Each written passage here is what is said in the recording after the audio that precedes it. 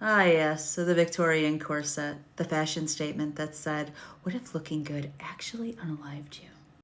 Back in the 1800s, corsets were a thing. Every fashionable lady wore one. And if you didn't, were you even a lady? Or were you just some floating torso with no waist? They weren't just snug. They were rib-crushing, lung-squishing, organ-smushing nightmares wrapped in satin.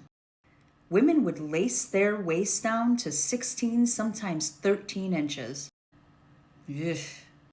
For reference, that's about the size of a venti Starbucks cup. Yep, you were supposed to walk around with your midsection the size of an iced latte. Now there's a myth that corsets removed ribs. Not quite true. Your bones stayed put, but your organs, not so lucky. Lungs compressed, stomachs flattened, and livers would relocate to a new zip code. It was less anatomy and more interior design. So why did Victorian women faint all the time? It wasn't because they were weak. It was because breathing was optional. Corset too tight? Can't inhale properly? No worries. Just collapse gracefully onto a fainting couch, clutch your pearls, and wait for somebody to grab the smelling salts. It was practically cardio.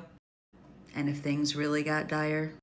Well, some doctors would prescribe leeches because clearly the solution of being crushed on the outside was bleeding from the inside. Oh, the fucking Victorians.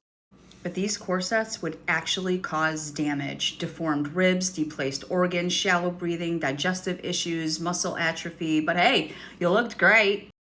It wasn't just fashion. It was a full body endurance test, masquerading as femininity. Femininity? Femininity. Why didn't that sound right?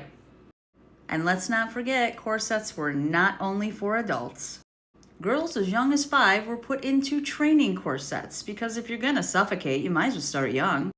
And yet, they did it daily with a straight face and a curved spine.